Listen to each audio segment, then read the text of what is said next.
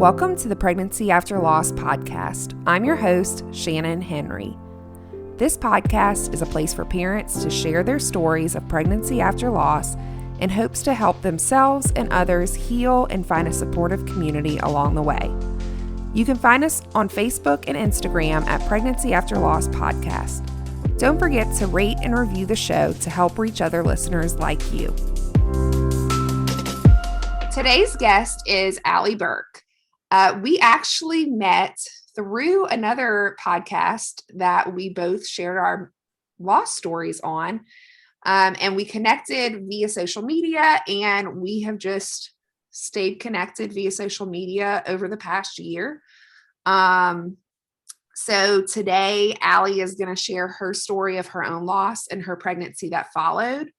So Allie, I'm going to kind of pass it over to you. Please share whatever you feel comfortable with in regards to your miscarriage and your pregnancy that followed your loss, and whatever you want to share for our listeners. Okay, great. Thanks. So my name is Allie Burk, as Shannon said. I have my husband and I have been together for a very long time. So when we started talking about having kids, that came kind of later in our relationship. You know, we'd been together for a while before that, and we had talked about it for a long time before we actually started trying. And I got pregnant the first time very quickly, which we were both surprised at. A lot of emotions that came with that. Like I said, it was fast, so shock for sure. I found out I was pregnant that first time in December of 2018. And I knew about the pregnancy. So when I found out, I was a little late. So I was probably like 4 weeks along. I knew for about a month, which was a long time to kind of adjust to the idea of, you know, being a parent and having a baby. And I was over the moon. I was so excited, but I was also very fearful.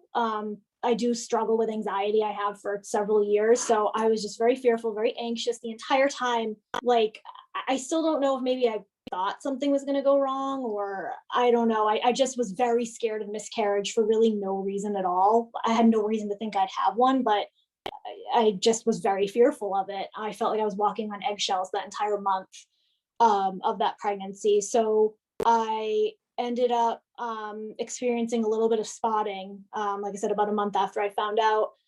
Called the doctor. I was about 7 weeks at the time, so I hadn't even been to the doctor. But they said, you know, it's probably nothing, you know, we'll see you in a week for your first prenatal appointment. So I tried to, you know, kind of let it go. Obviously, my anxiety was through the roof at this point, but I tried to, you know, just focus on the positives and, you know, get to that appointment. So I went for my first prenatal appointment, and that was where found out that unfortunately there was no heartbeat. So I would have been 8 weeks, but I was measuring 7. And, you know, my body hadn't recognized that I had miscarried. So I ended up going in for a D&C, and I'd never had surgery before, never been put under anesthesia before. So there was just a lot to kind of contend with in a short amount of time. You know, I was pregnant, then I wasn't, now I have to have the surgery. So it was pretty traumatic. I was very well taken care of, but it was very hard emotionally to go through that. So that was in January of 2019. Yeah, the surgery went fine. I recovered fine. Then, you know, came the inevitable conversation of, when do we start trying again? Where do we go from here? And it was really hard starting from scratch when, you know, now my only pregnancy that I'd ever experienced ended in a loss. But, you know, my husband and I, we knew we wanted kids. I knew I wanted a baby. I was more sure of that now than I ever had been before, now that I had been pregnant and lost it.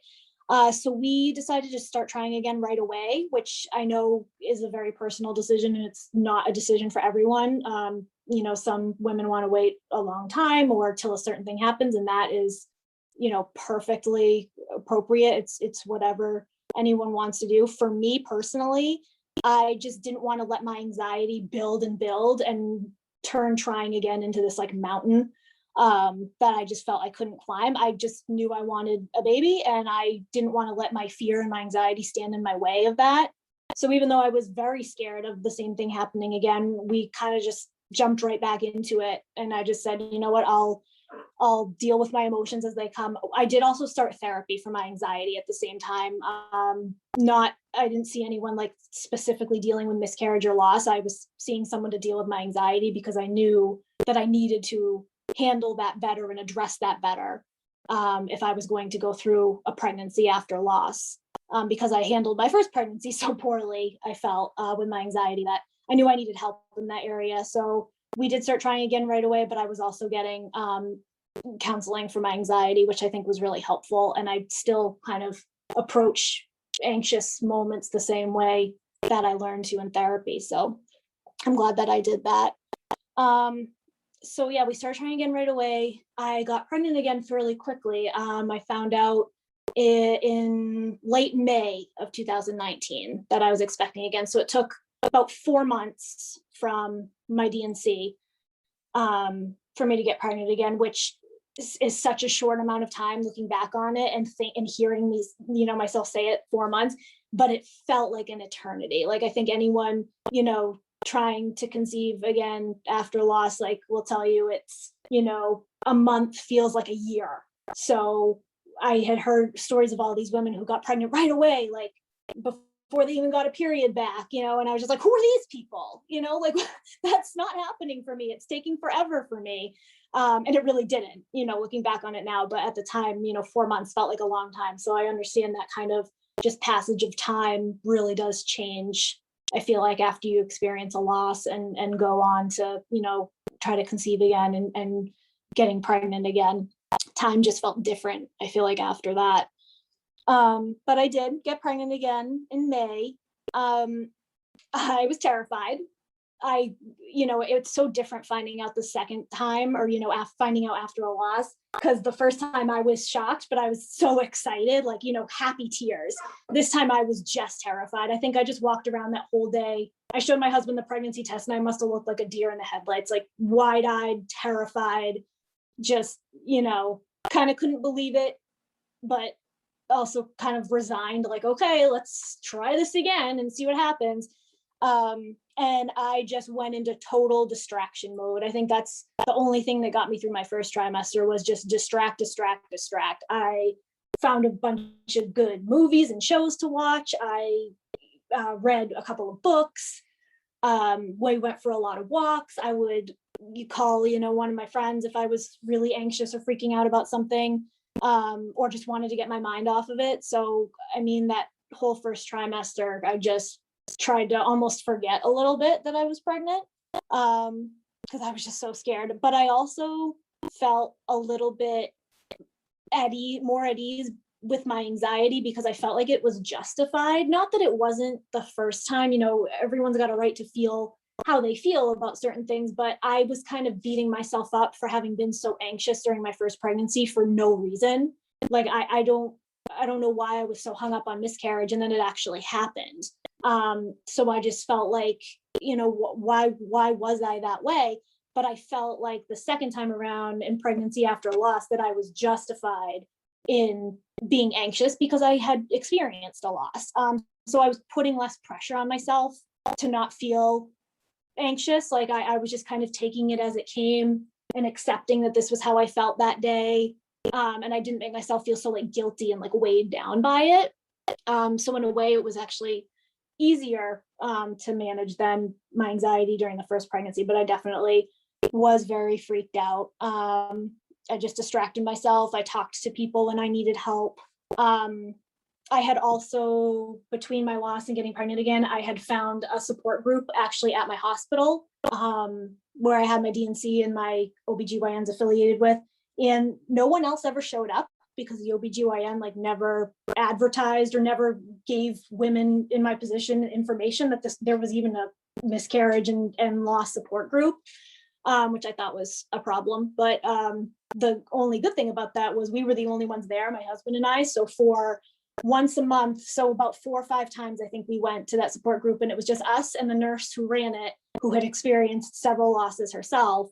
And it was great. It was almost like free additional therapy to talk specifically about the miscarriage and kind of where do we go from here? So I think doing that, I remember her telling me, because I said, we were starting to try again. And I was like, how do I face another pregnancy? Like, how do I even like get through another pregnancy with this fear that this is going to happen again? Like, it's so hard to even contemplate.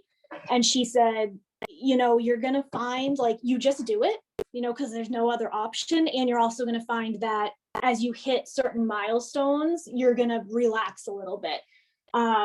Which I kind of held on to. And I didn't want to have the attitude of like, okay, if I get to this point, I'll feel better. If I get to this point, I'll feel better, because I always do that. And then I find something else to be worried about. But I did like the fact that she said it's okay to feel a little bit more safe after each milestone, like that will actually come and that will help. So I was happy to hear that. And it was true. I found like every milestone I hit, so having lost my first pregnancy came with its own, set of unique challenges. Like, what if I didn't know if I could carry a pregnancy. I didn't know if I could have a successful pregnancy and baby, because I hadn't only I only received bad news. I had only ever had, it end badly. So that kind of came with its own set of fears I had to deal with. But, when I did get good news, I was just so elated. Like I said, I don't have a successful pregnancy to compare with, but I felt like I was just on cloud nine after every good appointment, every, good test result. I just rode that high for just days and days afterwards. Like I remember, I have a very vivid memory of the night before my 8-week appointment that I was terrified because my last 8-week appointment had gone horribly. That we were watching Mary Poppins Returns. It had like just come out, and I was like, what can we watch that I'm not really going to watch because I'm so distracted and anxious, but like I'll maybe enjoy a little bit.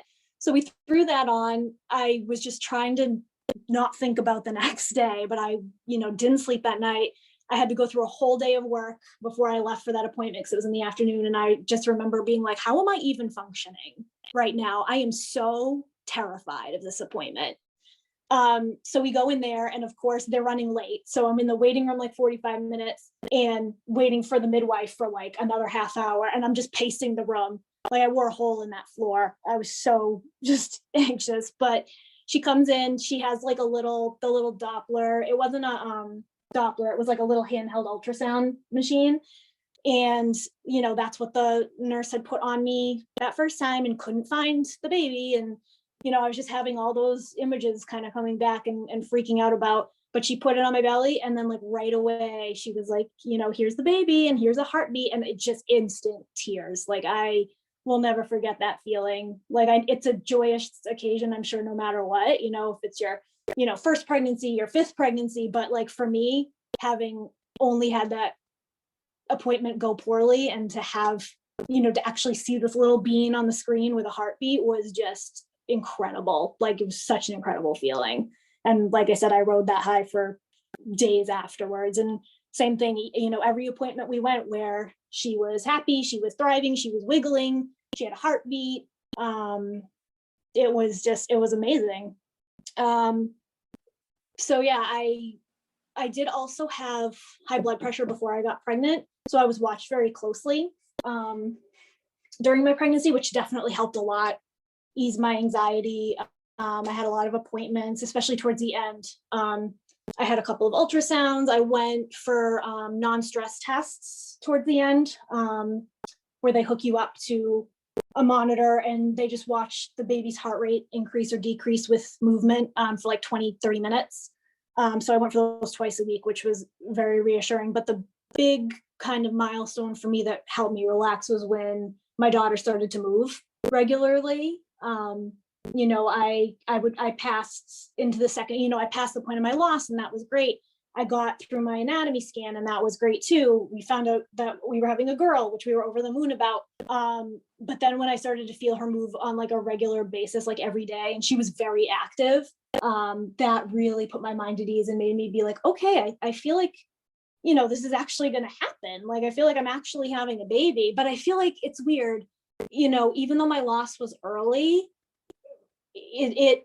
almost like you get this mental block in your head, like you're afraid to, buy things or put things together, like right up through the very end. Like, there was no reason for me to panic, but I still would have these moments. I thoroughly enjoyed my pregnancy way more than I thought I would, given that, I had experienced that loss and I struggle with anxiety, but it was still kind of hard. I did things a lot later than I would have had it been my first pregnancy that had been successful. I told people later, I put it on social media later, and I debated not doing it at all. We set the nursery up later. I bought things later than I always thought I would, just because you just don't feel, or for me at least, I didn't feel like, because the first time it didn't work out, I just was like, well, why is it going to work out this time? So I definitely struggled with that, but overall, had a great pregnancy, uneventful, really great delivery. I was induced at 39 weeks, again, because of the high blood pressure, which had been fine the whole pregnancy, but I guess being on the medication I was on, they wanted to induce me at 39 weeks because I guess it can help prevent preeclampsia. So that was really long, but it was fine. I had her, I think, so I checked into the hospital on Thursday morning, had her on Friday night. And she was perfect. And she is still perfect at 15 months old. Her name's Evangeline. We call her Evie. And I'm at the point now where, miscarriage sucks. And I would never wish it on my worst enemy, but I don't regret. I'm not saying like I'm glad that it happened, but I don't regret that it happened, because it really changed my outlook on a lot of things. It helped me realize I needed help for my anxiety once and for all, which I got, and I still, benefit from, almost 2 years later. 2 years later. It made me, I think, a better, more grateful, mother. I think I'm more patient, and I'm more, it's okay. I definitely walked the line at the beginning when she was a newborn between like, well, I need to be grateful all the time. Like I can't struggle, I can't let people know I'm struggling, or I can't be sad or stressed, or, because I wanted this so bad. And after experiencing loss, like I just need to be grateful all the time. And I realized, like, it's okay to admit, like, motherhood's hard. Having a newborn's really hard, whether you wanted it, badly, or it was an accident, or it's your first child or your eighth child. Like it's still tough, and there's still ups and downs. And I definitely had to take a step back and recognize that it was okay to feel overwhelmed, and, question if I could do this, and, say that this is really hard and this is really like crappy right now, knowing it's going to get better, but like right now I'm in it and it's really hard. But overall, I'd say I take things more in stride than I would have, before my miscarriage, and if I hadn't had that miscarriage before her. And I'm just much more grateful and appreciative of what it took to get here. And yeah, it's all just been part of my story. I think of the miscarriage now as, I didn't want it to define me. I didn't want it to be its own novel. I just wanted it to be like a chapter in my story. And that's what I feel like it finally is. It took a long time to get there. It didn't go away as soon as I got pregnant with my daughter. It took a long time, my whole pregnancy and into her, toddlerhood to really kind of wrap my emotions around it. But yeah, that's kind of where I'm at. I absolutely love that. Especially what you shared about motherhood. I was going to ask you, how has parenting, how do you think parenting has changed? Your parenting might be changed due to your loss, but I mean, you like obviously read my mind before this started, because that's so true. And honestly, when I was walking into my work this morning, I'm 31 weeks pregnant right now, and I was thinking to myself how exhausted I am, and how I'm like hurting, and how, gosh, I only have 9 weeks left, but 9 weeks feels like forever. And then I thought to myself, oh, you need to just quit. You need to just be grateful. And, you're kind of preaching to the choir about, sometimes you just have to realize that things are hard.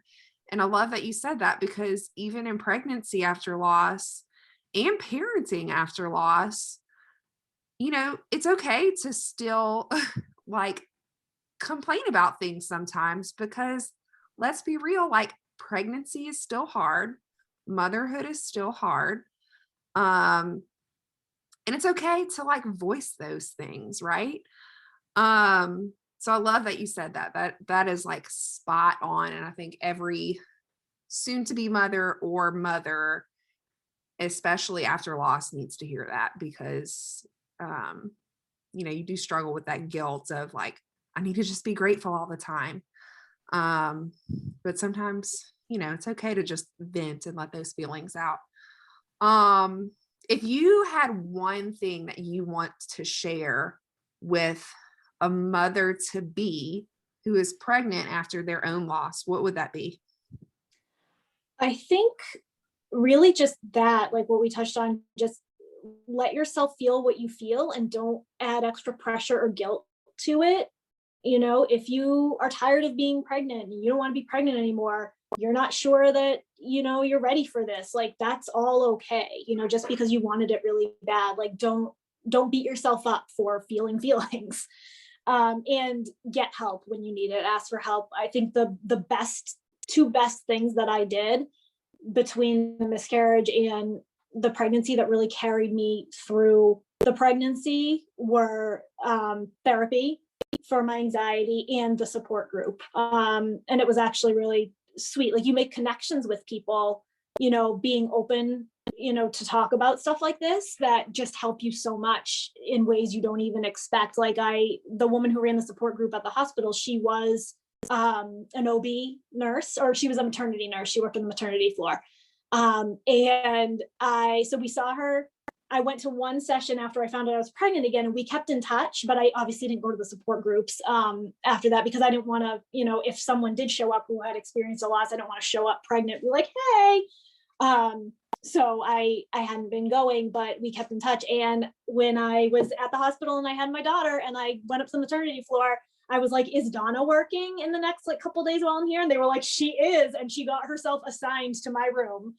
And I saw her again with my, having just had my daughter, and it had come full circle. And it was just so nice to make that connection and have that connection. And she was so excited for us, to see us kind of come full circle. And, that's a connection I wouldn't have made had I not reached out and said, I need help. So just always like never be afraid to reach out, ask for help, online, in person, friends, strangers,